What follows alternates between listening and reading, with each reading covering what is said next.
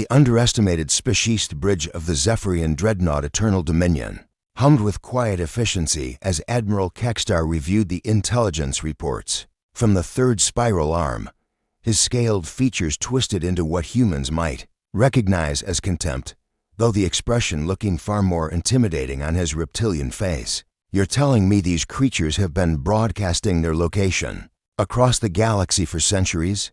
Kekstar's voice carried the authority of someone who had conquered 17 star systems. His subordinates shifted nervously round the command center, their own scaled hides reflecting the blue glow of the tactical displays. Commander Vexlin nodded, her claws clicking against the datapad. "Yes, Admiral, they call themselves humans, and they've been sending signals into space without any regard for who might be listening.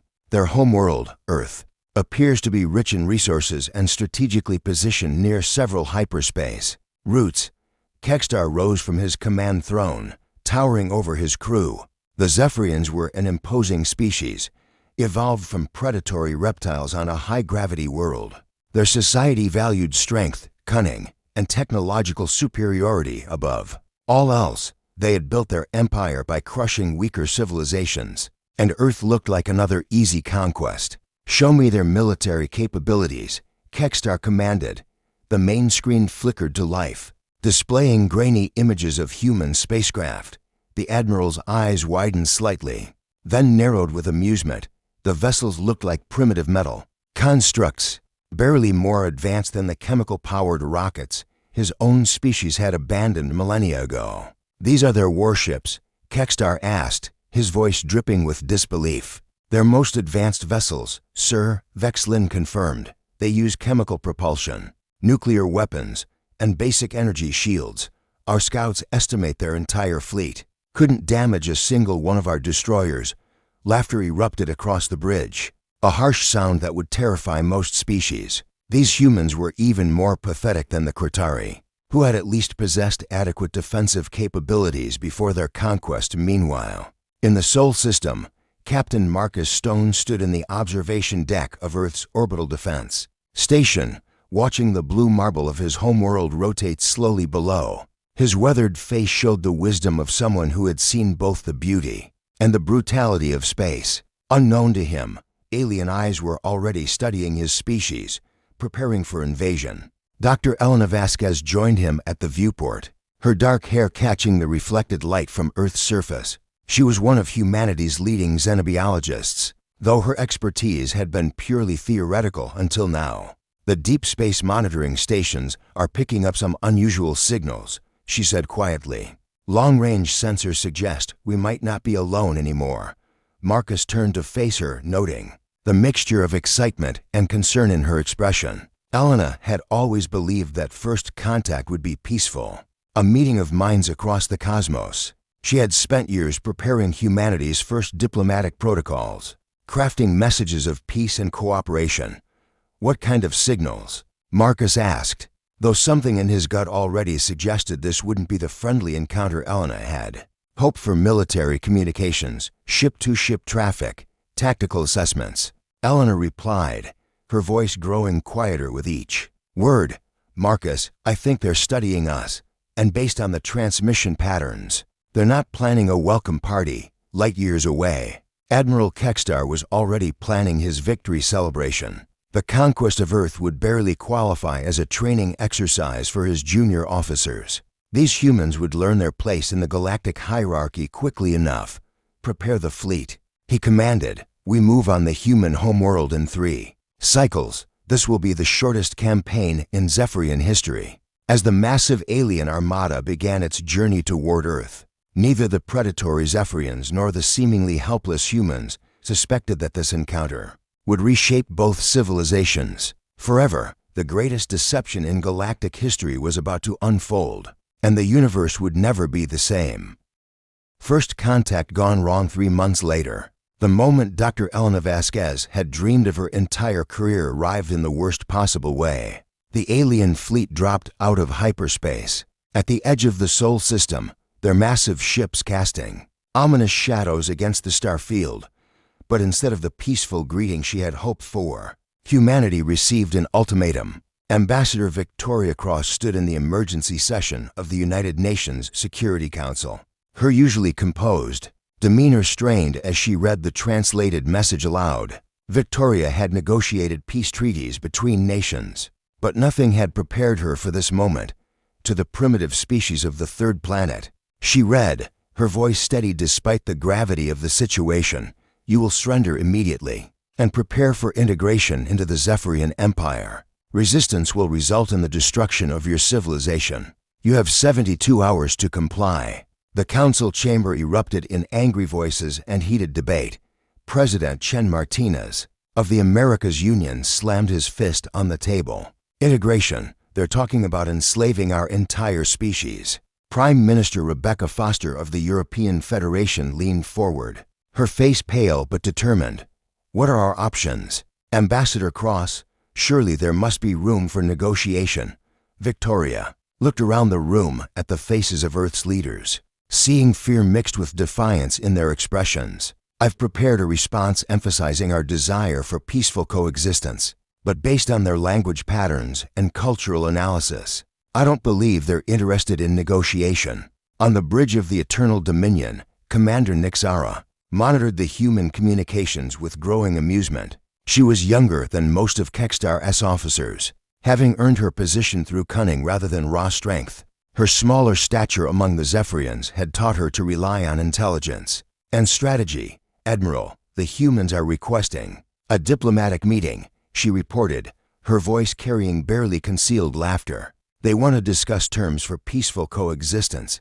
Kexstar's rumbling chuckle filled the bridge. "Peaceful coexistence with a species that can barely leave their own gravity well. Grant their request, Commander. It will be amusing to see them grovel before superior beings."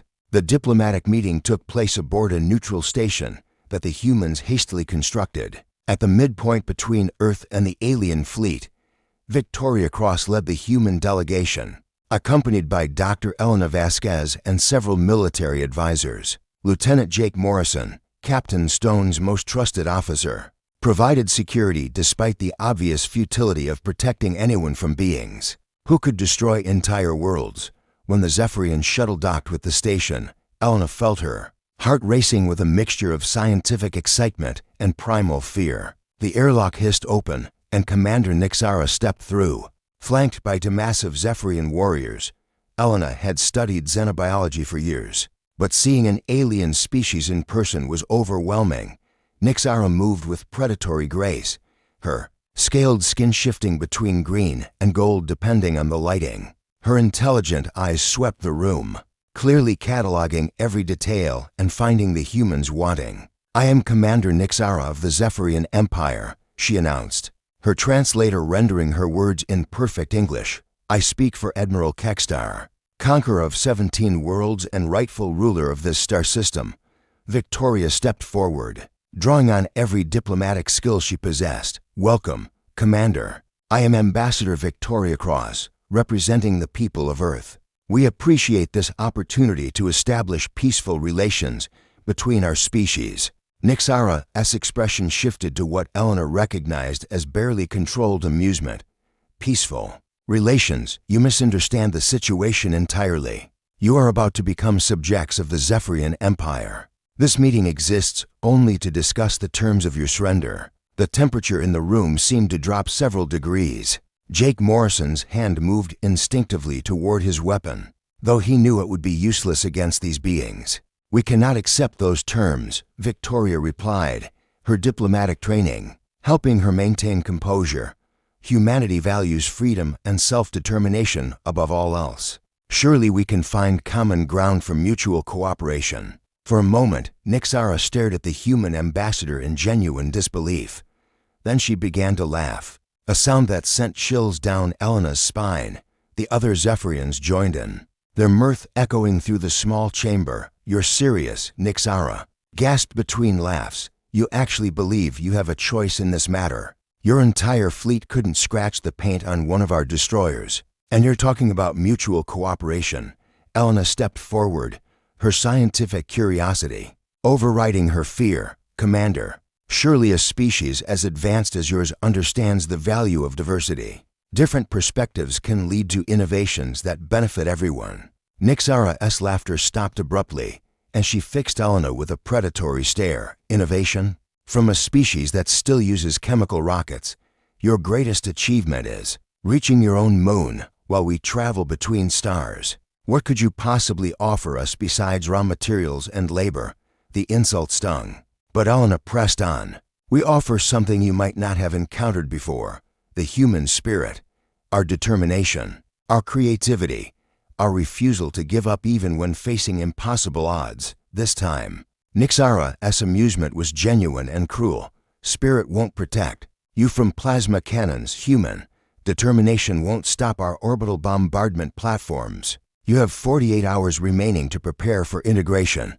Use that time wisely. As the Zephyrian delegation departed, Victoria turned to her companions with a heavy heart. Well, that went about as badly as possible. Jake Morrison was already activating his secure communicator. Captain Stone needs to know immediately. It looks like we're going to war whether we want to or not. Elena watched the alien shuttle disappear into the darkness of space, her mind racing. There was something about the way Nixara had dismissed them so casually that bothered her. It was almost as if the Zephyrians wanted humanity to resist, as if they were enjoying the prospect of a one-sided slaughter. Victoria, she said quietly, I think we're missing something important here. Their behavior doesn't match what I'd expect from a truly advanced civilization. What do you mean? Victoria asked. They're too confident, too dismissive. It's almost like they want us to fight back so they can justify destroying us. A truly advanced species would either ignore us entirely or find ways to benefit from peaceful contact. Jake looked up from his communicator, his expression grim. Dr. Vasquez, with respect, I don't think their motivations matter much when they can turn Earth into a cinder. Elena nodded. But something deep in her scientific mind continued to nag at her. There were pieces to this puzzle that didn't fit, and she had the uncomfortable feeling that humanity was walking into a trap, though perhaps not the kind the Zephyrians expected. The deception revealed in the hidden shipyards of the Cooper Belt. Chief Engineer Rosa Delacroix watched as the final preparations were made to humanity's greatest secret. The massive construction base stretched for kilometers in every direction, filled with vessels that bore no resemblance to the primitive ships the Zephyrians had been observing. Rosa had spent 15 years of her life overseeing Project Looking Glass, humanity's true space fleet, while the aliens studied Earth's decoy navy. The real human armada had been growing in the outer darkness, using technology that would make even the Zephyrians pause. Final systems check complete, reported her assistant, Dr. Marcus Webb. All stealth systems are operating at peak efficiency. The quantum cloaking fields are stable across the entire fleet. Rosa nodded, her weathered hands steady despite the magnitude of what they were about to unleash. She had worked alongside the brightest minds in human science to create these ships, reverse engineering technology from ancient artifacts found in the asteroid belt decades ago. The Zephyrians weren't the first advanced species to visit this corner of the galaxy. How many ships are ready for deployment? She asked. 437 combat vessels, Marcus replied, plus support craft, supply ships, and the mobile shipyards. It's the largest fleet humanity has ever assembled on Earth. Captain Marcus Stone received the coded transmission. He had been waiting for his entire career. The message was simple, but carried the weight of humanity's survival. The wolves are ready to hunt. Marcus allowed himself a grim smile as he turned to Lieutenant Jake Morrison. Signal all ships in the public fleet. We're moving to intercept the Zephyrian advance force. Make sure our movements look desperate but determined. Jake frowned. Sir, with respect, shouldn't we be coordinating with the hidden fleet? Our ships won't last 5 minutes against their firepower.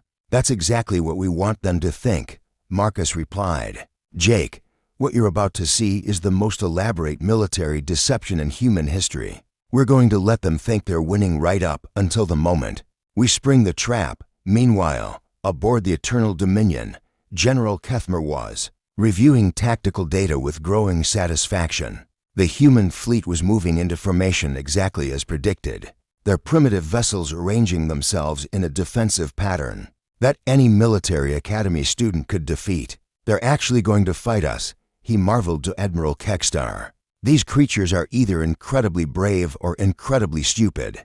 Kekstar studied the tactical display with predatory interest. Perhaps both. No matter, this will serve as excellent training for our younger officers. Commander Nixara, you will lead the first wave. Consider this your graduation exercise. Nixara felt a surge of excitement. Commanding her first orbital bombardment would cement her position among the fleet's elite officers. What rules of engagement, Admiral? Disable their ships but leave them functional. I want prisoners for the slave markets.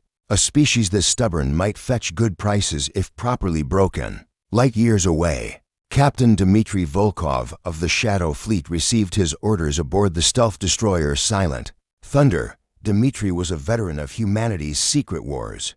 Conflicts fought in the outer system against automated alien probes and the occasional scout ship. The Zephyrians had no idea they were walking into the hunting ground of humanity's apex predators. All stealth ships maintain quantum silence, he transmitted on heavily encrypted channels. Wait for the signal. Let them commit to their attack before we reveal ourselves. The first engagement began exactly as the Zephyrians expected. Earth's visible fleet opened fire with chemical missiles and primitive energy weapons that barely registered on the alien shields. The human ships were clearly outclassed, their desperate maneuvers failing to evade the superior Zephyrian weapons. Commander Nixara watched with professional appreciation as her squadron systematically disabled the human vessels. Target their engines and weapons systems, she ordered. Leave life support intact. The N's Defiance took a direct hit, its hull breaching as atmosphere vented into space. Captain Marcus Stone felt the ship shudder around him. Emergency klaxons, blaring as his crew fought to maintain minimal systems. Hull breach on decks for through 7, reported his damage control officer. We're losing power to the main engines. Keep firing, Marcus ordered, playing his part perfectly. Make them work for it. Dr. Elena Vasquez was aboard the medical frigate Hippocrates, tending to wounded crew members evacuated from the damaged ships. Through the viewport, she could see the Zephyrian fleet advancing with methodical precision, their massive vessels dwarfing humanity's defenders.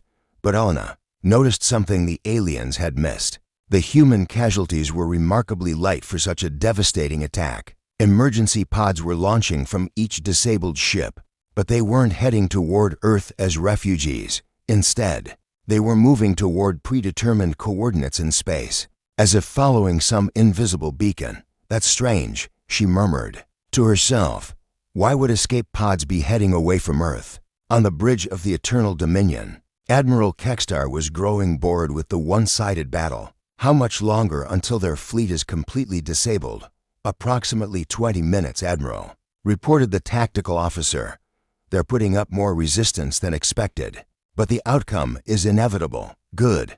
Once we've secured orbit around their home world, we can begin the integration process. These humans will learn to serve the Empire, just like all the others. But in the hidden depths of space, Rosa Delacroix was watching the battle unfold according to plan. The bait is taken, she announced to her command staff. All Zephyrian vessels are committed to the engagement. Captain Volkov, you are cleared for Phase 2.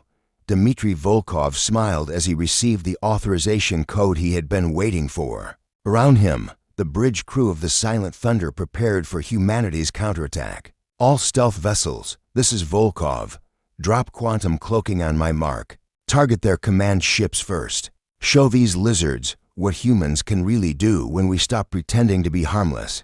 The space around the Zephyrian fleet suddenly erupted. With new contacts, hundreds of human vessels materialized from empty space, their sleek forms bristling with weapons. That made the aliens' technology look ancient by comparison. The ships moved with impossible grace, their quantum drives allowing maneuvers that defied conventional physics. Admiral Kekstar stared at the tactical display in complete shock. Impossible. Where did they come from? Our sensors showed nothing but empty space. General Kefmer's voice was barely a whisper. Admiral, these aren't the same ships we've been fighting. These vessels are reading energy signatures beyond our technological capabilities. Commander, Nixara found herself facing an enemy that moments ago hadn't existed. The sleek human vessels surrounded her squadron with predatory efficiency, their weapons charging with ominous purpose.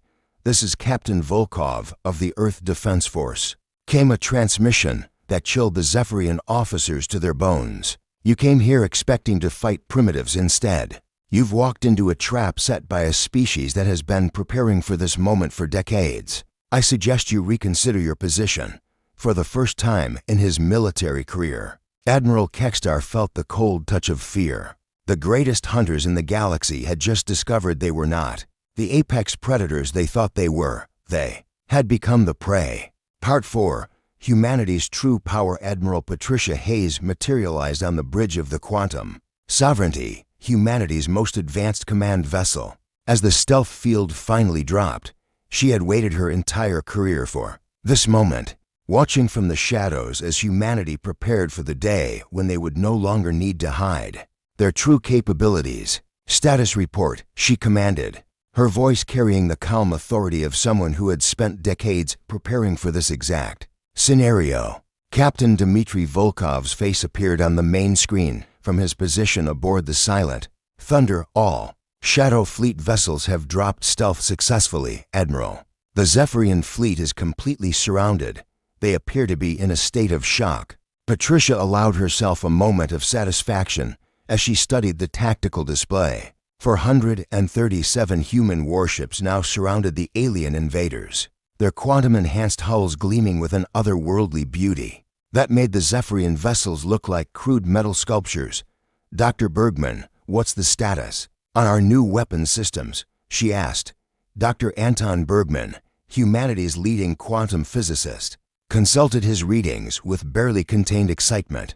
"All quantum displacement cannons are fully charged, Admiral. The singularity torpedoes are ready for deployment, and the neural disruptor rays are operating at peak efficiency." These weren't weapons that humanity had developed through normal technological progression. They were based on discoveries made in the ruins of an ancient civilization found in the asteroid belt, technology that had taken human scientists decades to understand and reverse engineer. Aboard the Eternal Dominion, chaos reigned as Admiral Kekstar struggled to comprehend what had just happened. His tactical officers were frantically scanning the human vessels, their instruments returning readings that defied everything they knew about physics.